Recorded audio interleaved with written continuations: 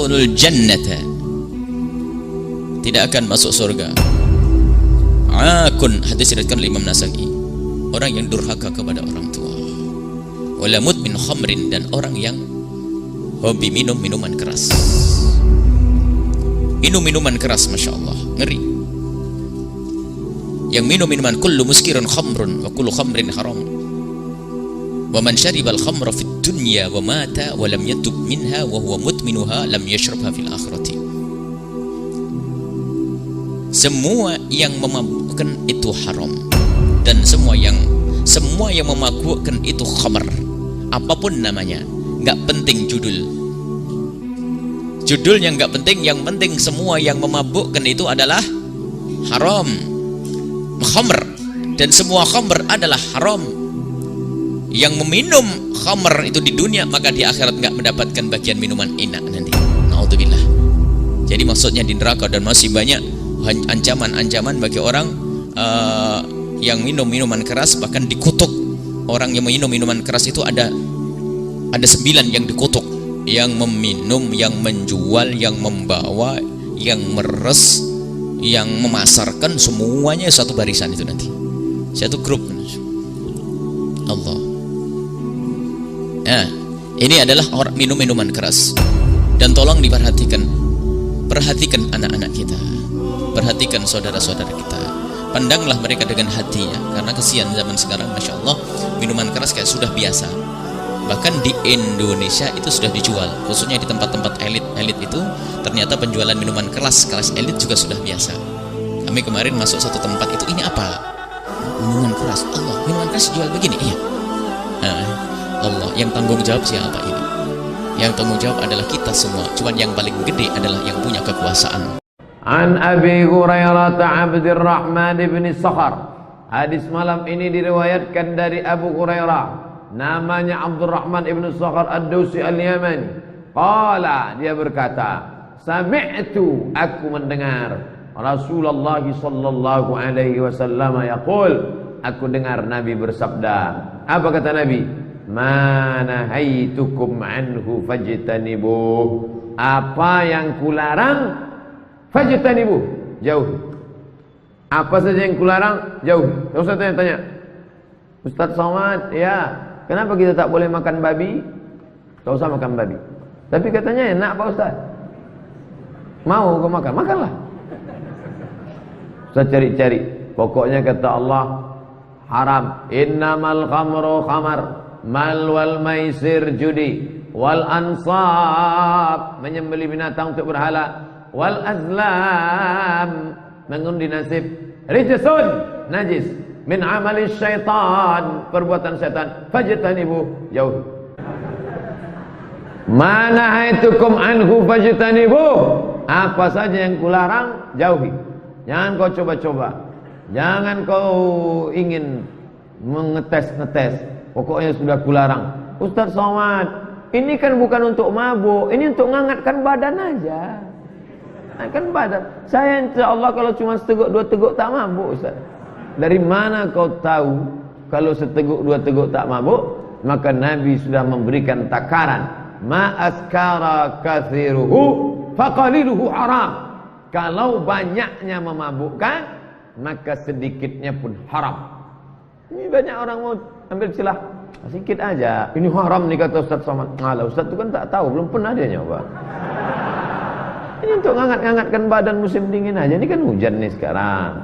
Gak apa-apa. Begitu diminum 1 teguk, mabuk 3 hari. Baru dia tahu. Nah, jadi ikutilah. Banyak orang sekarang merasa pintar, lebih pintar daripada Allah Subhanahu wa ta'ala. Saya Pak Ustaz, masalah sholat saya ikut, masalah puasa saya ikut, masalah hari raya apalagi. Tapi kalau masalah berdua-dua dengan perempuan ini, ada larangan katanya, la yaqluwanna rajulun wa imra'atin illa ma'azi mahramin. Jangan berdua-duaan dengan perempuan yang tak mahram. Kami kan enggak ada buat apa-apa. Ustaz aja yang suuzon. Kami udah seperti teman kok. Dari kecil kami udah main-main sama-sama. TTM, teman tapi mesra. Oleh sebab itu maka kalau sudah dilarang, ikut sajalah. Jangan berdua-duaan. Kalau ada yang berdua-duaan, maka yang ketiganya itu adalah setan. Disuruhnya emaknya masuk. Mak, masuk ke dalam. Ini aku dan pacarku, mak kalau bertiga setan nih. Padahal maksudnya jangan kau berdua-duaan. Kalau kau berduaan akan datang setan menggoda. Berzinalah kalian, berzinalah kalian, berzinalah kalian, berzinalah kalian. Pokoknya saya sudah dilarang Allah SWT. Jangan sok tahu, jangan sok hebat, jangan sok mantap, jangan sok paten. Mana haitukum anhu, apa yang kularang, fajtanibu. Diambil dari kata ijtanibu, jauhi, jauhi, jauhi, jauhi. Apapun dia jauhi. Baik masalah dosa zahir maupun dosa batin, bukan batil. Batin. Dosa zahir mana? Khamar, dosa zahir. Sabu-sabu, dosa zahir. Mix, dosa zahir. Carlsberg, dosa zahir. Putau, dosa zahir. Kopi, dosa zahir. Apa loh kopi dosa zahir? Campur sama spiritus. Nah, itu dosa zahir. WTS, dosa zahir. PSK, dosa zahir. Perempuan tak menutup aurat, dosa zahir. Itu yang nampak. Ada lagi dosa batin. Apa dia? Hasad, riya, sum'ah, dendam kesumat, busuk hati, santet, tuju, sihir, black magic. Oh, ada white magic Pak Ustaz. Pokoknya asal magic black semuanya. Tak ada magic syariah. Ketika Anda bertanya miras, sudah ada yang bertanya tentang miras lebih dulu daripada Anda, 15 abad yang lalu. Turunlah jawaban pertama di Quran surah kedua Al-Baqarah ayat 219, paling kiri sebelah bawah di Mushaf. Ada 4 tahapan nanti termasuk di An-Nisa, ini yang saya dahulukan Al-Baqarah. Perhatikan kalimatnya. Yas'alunaka 'anil khamri wal maisir. Muhammad, banyak orang bertanya kepadamu tentang khamar dan maisir. Maisir itu judi. Khamar itu ma yahmurul aqla, setiap yang bisa merusak akal. Jadi kalau dikonsumsi itu bisa merusak kepada akal, berpengaruh buruk. Akal lambat berpikir, emosional terganggu, ya tidak sadar berbuat hal. Jadi kalau berbuat buruk memang karena nggak sadar. Bisa membunuh, bisa berzina, bisa berkosa, bisa macam-macam. Nah itu semua yang bisa mengganggu akal disebut dengan khamar namanya. Nah pada saat itu kebanyakan ramuan khamar itu dari minuman keras. Maaf, anggur yang diperas, difermentasikan. Kurma, ada gandum, turunlah jadi minuman. Sekarang semua itu dikemas juga dari bagian-bagian tertentu menjadi pil tertentu. Ada sabu, ada narkotik, ada ekstasi dan sebagainya. Itu dalam Quran diistilahkan dengan nama khamar. Jadi ketika Allah melarang khamar, apa tujuannya? Supaya mencegah kita tidak kehilangan akal sehat. Karena akal ini yang paling utama membimbing kita pada kebaikan. Kalau akal tidak berfungsi, maka turun derajat kita dari manusia menjadi hewan. Maaf teman-teman sekalian, kenapa ayam itu berani buang kotoran sembarangan? Karena nggak punya akal. Di sini ada kuda nggak? Ada kuda. Kenapa kuda bisa jalan-jalan di busan, tak malu nggak berpakaian? Karena nggak ada akal. Kenapa monyet betina misalnya, senang aja tampil tanpa busana? Karena nggak ada akal. Kenapa kambing, bahkan saat Idul Adha, sedang azan berkumandang, Allahu Akbar, senang aja berhubungan? Karena nggak ada akal. Kalau akal sudah hilang, maka perbuatan buruk tidak ada kontrol untuk mengerjakannya. Karena itu setiap yang mengganggu akal oleh Al-Quran kemudian diminta untuk ditinggalkan dalam kehidupan. Itulah sebabnya dalam Islam kenapa Anda dilarang minum minuman keras. Itu salah satunya. Sebab kalau sudah minum, kontrol hilang. Tiba-tiba suara meracau, kata-kata jadi kotor, tindakan gak terkontrol, anarkis itu muncul. Ada yang kemudian bahkan nekat melakukan perbuatan buruk, yang mencuri, yang berzina, yang membunuh dan sebagainya. Karena sebab yang buruk ini kemudian miras diharamkan. Yang pertama kali minta kepada Nabi supaya Allah menurunkan larangan mirasan tika, ingat, bukan Bang Haji Omar. Yang pertama minta namanya sahabat Umar bin Khattab. Umar ini jenius orangnya, sebelum masuk Islam beliau itu biasa mabuk sehari 5 kali. Umar. Tapi Umar sendiri setelah masuk Islam yang minta pada Nabi, ya Rasulullah, kenapa Allah tidak turunkan ayat yang melarang mirasan tiga, melarang khamr? Maka ketika turun ada tahapan, di antara tahapannya kata Allah, banyak orang bertanya padamu tentang hukum khamar. Qul fihima ismun kabir wa manafi'u linnas. Katakan Muhammad, memang di balik khamar itu ada yang merasakan manfaat cuma sedikit. Mungkin merasakan manfaat cuma sedikit, ada yang bisa untuk menghangatkan cuma sedikit, tapi dampak buruknya lebih banyak. Jadi kalau Anda bisa mengemas teknologi untuk menghangatkan badan, tidak harus menggunakan itu. Kenapa harus gunakan itu? Ada yang merasakan tenang dengan minum, hanya sedikit, dia tidak sadar dalam tenangnya bisa mengungkap rahasia yang tidak harus diungkap. Dia tidak sadar dalam perasaan tenangnya bisa meracau kata-kata yang kasar. Dan dia tidak sadar dalam tenangnya bisa berbuat kriminalitas yang lebih besar.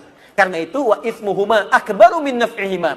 Potensi buruknya, dosanya lebih banyak dibandingkan dengan baiknya. Karena itulah turunlah kemudian sebagai pamungkas Quran surah kelima Al-Maidah ayat 90-91. Paling kanan sebelah atas di mushaf. Innamal khamru wal maisiru wal azlamu, dan seterusnya. Perhatikan ujung ayatnya, rijsun min amali syaitani fajtanibu. Itu amalan buruk, provokasi dari setan, maka jauhi itu semua. Ini tidak ada bedanya teman-teman antara miras dengan daging babi, sama-sama haramnya. Jelas ya? Ya. Jadi kalau kita ingin hijrah berubah, jauhi itu. Jadi kalau ada yang lain, kenapa harus miras? Kalau ada ayam, kenapa mesti babi? Jelas ya? Itu ujian keimanan. Ujian keimanan. Itu dulu, sudah. Tapi zaman sekarang, jangankan di pagar rumah, jangankan masuk ke rumah, berapa banyak anak gadis di kamar pribadi sekalipun tidak aman, saudara. Manakala ayahnya, pamannya, abangnya, saudara, yang satu rumah, satu atap, menenggak minuman keras, mengkonsumsi narkoba. Kenapa tidak aman? Karena setiap saat, setiap detik di malam hari, saudara, bapaknya yang pemabuk, abangnya yang pemabuk, kakeknya yang pemabuk, pamannya yang pemabuk, bisa masuk ke dalam kamarnya untuk memperkosa dia, saudara. Berapa banyak kejadian?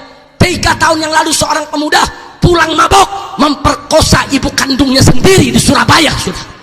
Biadab, biadab. Kakek yang memperkosa cucu, bapak yang memperkosa anak, saudara, abang yang memperkosa adik, paman yang memperkosa keponakan, gara-gara narkoba, gara-gara ganja, gara-gara minuman keras. Ini sudah banyak kejadian. Jadi kalau kejadian udah banyak, pemerintah masih diem, saudara, mau sampai kapan dibiarkan? Apa sampai anak gadis diperkosa semua? Hah? Apa sampai semua anak gadis diperkosa? Atau apa nunggu ibu-ibu pejabatnya diperkosa sama pemabuk? Loh iya, kita mau tanya dong, sampai kapan, saudara? Betul? Betul? Nanti kalau ibu-ibu pejabat diperkosa sama pemabuk, baru pabrik minuman keras ditutup. Betul? Betul?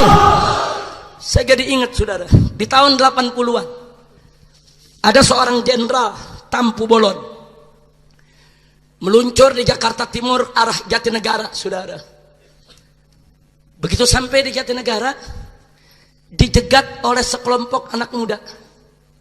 Si jenderal turun dari mobilnya, dikeroyok anak-anak muda, dianiaya, ditusuk, mati, saudara. Ternyata anak-anak muda tadi dalam keadaan mabuk, saudara. Ini jenderal diturunin, dibunuh, saudara. Orang kalau dalam keadaan mabuk udah nggak sadar, saudara, nggak peduli, saudara. Mau pakai baju kiai, mau pakai baju tentara, mau pakai baju polisi, saudara, nggak peduli. Orang hilang akalnya, dia ada di bawah sadar. Gara-gara satu jenderal mati, saudara. Besoknya, saat itu namanya masih ABRI, saudara, Angkatan Bersenjata Republik Indonesia. Polisi masih masuk di bawah ABRI, saudara. Besoknya seluruh angkatan dari ABRI, baik daratnya, lautnya, udaranya, polisinya, rame-rame merazia minuman keras habis-habisan di Jakarta, saudara. Semua gudang-gudang minuman keras diserbu, diacak-acak.